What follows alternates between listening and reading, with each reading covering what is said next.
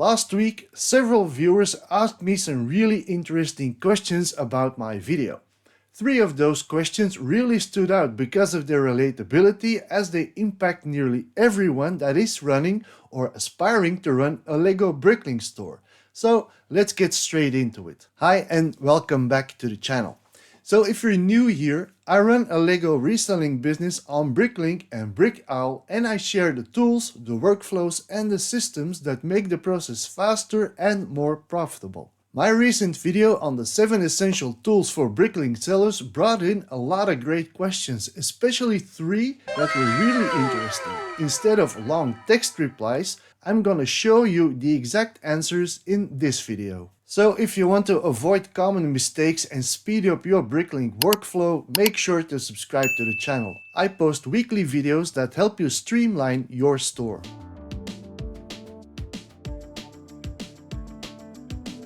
Alright, let's start off with the first question. This is a great question. I use Dymo printers because they've been reliable both in my Bricklink business and in my day job. So I use 2 models. The first one is the Dymo 450 that I use for the small address labels. The second one is the Dymo 5XL. This is perfect for those 4x6 courier labels that is being used by DHL, DPD, whatever you want. So the Dymo 450 is simple, affordable and ideal for everyday address labels. You just plug it in, load your labels and it works without any hassle. It comes with a free software bundle called Dymo Connect to design your labels the way you want. The Dymo 450 can also work with other label brands, as some suppliers like 123ink.be can provide their own house brands, what cuts down on cost as these are usually cheaper than the Dymo labels. This printer doesn't have any network capabilities, or as far as I know at least, and has a price tag of around 100 euros. I do have to mention that the Dymo 450 is slowly being replaced by the Dymo 550, so it might not be available everywhere. So then we have the Dymo 5XL. This is designed for the larger shipping labels, as mentioned, of DPD, DHL, UPS, etc. It handles those 4x6 labels smoothly and is built for consistent use. It also uses the free Dymo Connect software bundle for the label design and printing. However, one thing to be aware of is the Dymo's chip detection system. The 5XL is optimized for Dymo branded labels, so you can use third-party labels, but compatibility issues can appear. So make sure that you do your homework before you spend any money on it. Unlike the Dymo 450, the 5XL is still very much available. The price is slightly higher and costs around 120 to 130 euros. For transparency, I haven't used any alternative brands in my workflow, so I can only recommend what have been proven reliable in my daily use.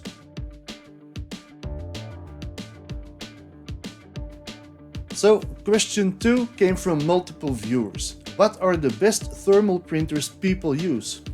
Well, as I mentioned, I use Dymo, but I also reached out to other fellow Bricklink sellers to see what they use. Most sellers use the Dymo variations like 450, 550, 4XL and 5XL, which isn't too much of a surprise. But one brand that came up repeatedly is Vevor. I haven't used it personally, but several sellers says that it's quite reliable, budget friendly and it handles the standard thermal labels well. So I took a quick look at their website and I can see that their thermal printer range comes in all sorts of shapes and sizes with some very economic price tags, ranging up from 77 euro up to 125 for a high-speed model that prints 3600 labels per hour on 300 dpi or dots per inch. I think you can consider that a little bit overkill, but ultimately choosing the right printer really depends on your workflow. So I would consider these questions. Do you need wired or wireless printing? Will multiple devices be sending print jobs? Or are you printing 5 labels a day or maybe 500? And does it need network capabilities and so on? So all of these questions might impact the price range you are looking for. So for my setup, my goal is to keep my costs low and printing without any delays. Demo has been my right fit, but your needs may differ depending on your volume and your workspace. So let me know in the comments down below, which printer do you use and how has it performed? Your experience may help other sellers choose the right setup.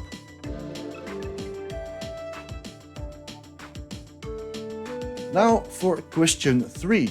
How do you get all remarks recognized in Brickstore when importing existing inventory? This is a common issue.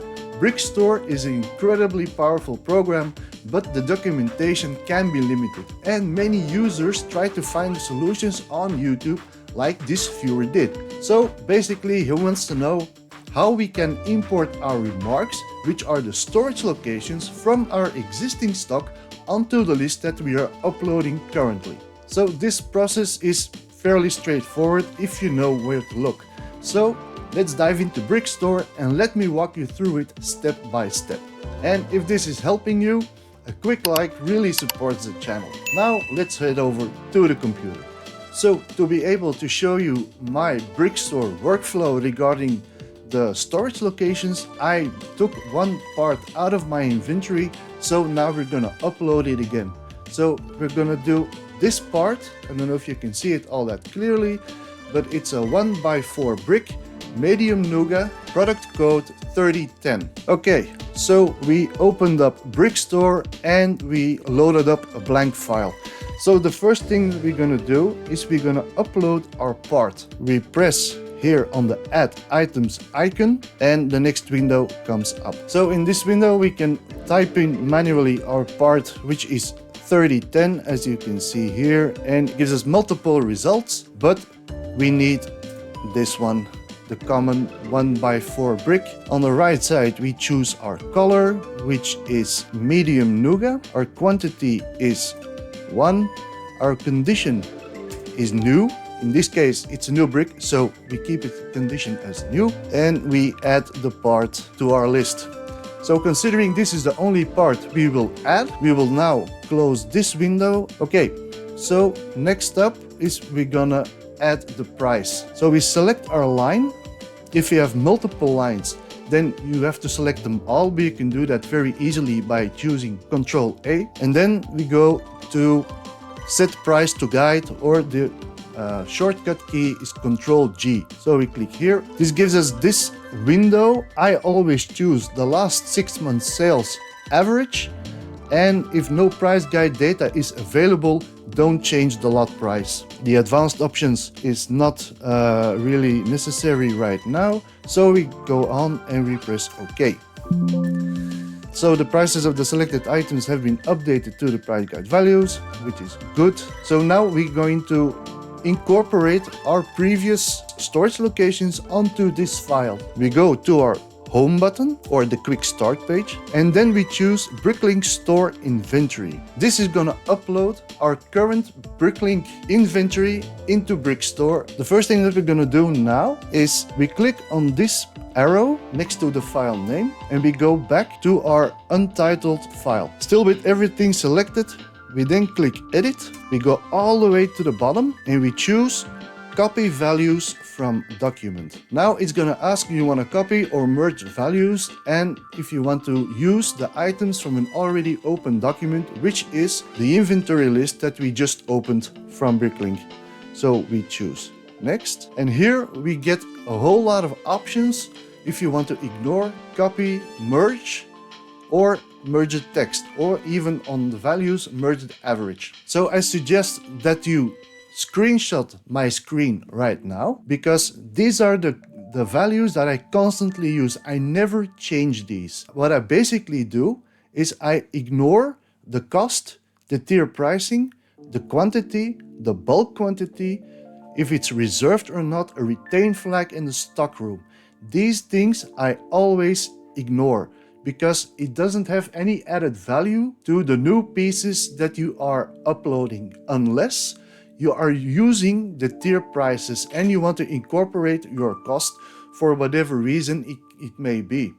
So it's basically up to you, but I'm finding these settings quite handy for my situation. So in the copy range, I copy the price I copy the sales percentage if applicable, I copy the comments, and I copy the remarks. And this is where the question comes from the viewer. Merge I don't use, the merge text and the merge average I also don't use. So I keep it like it is.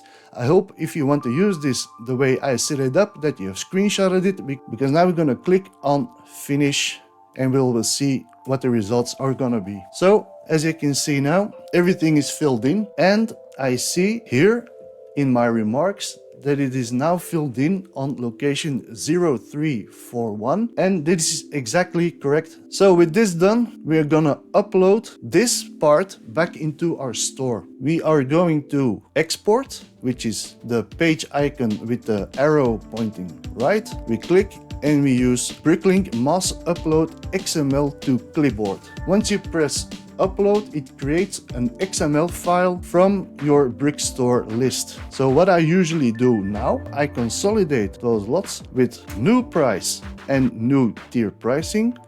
Bulk amount I don't use, so I keep it on old. If you are running a sale, you choose new sale and new remarks. We press Ctrl V, and this copies the XML Brickstore created for us. Go scroll a little bit down until you see verify file. We click on it, then it gives us an overview of the parts that we are uploading. This indeed, we see a new medium nougat brick 1x4, quantity is 1, with a price of 0.16 euros with a 40% off sale, and this lot will be consolidated on storage space 0341 with a new quantity of 19 pieces and a new price of 0.166 euros. If we are happy with this, then we press upload file and it's done. The one part that we took out of our store is now uploaded again. And basically that is all you need to do to keep your remarks consistent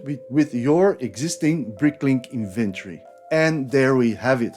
And I hope that by this video I have answered your questions. So if you missed my video on the 7 essential tools for Bricklink sellers, I will link it in the description below or in the window above me. It covers the software, the equipment, and the workflows that will help you run your Bricklink store more efficiently. If you have more questions, by all means, leave them in the comments. I read them all, and maybe your question may be my next tutorial. Thanks all for watching, and I will see you in the next video.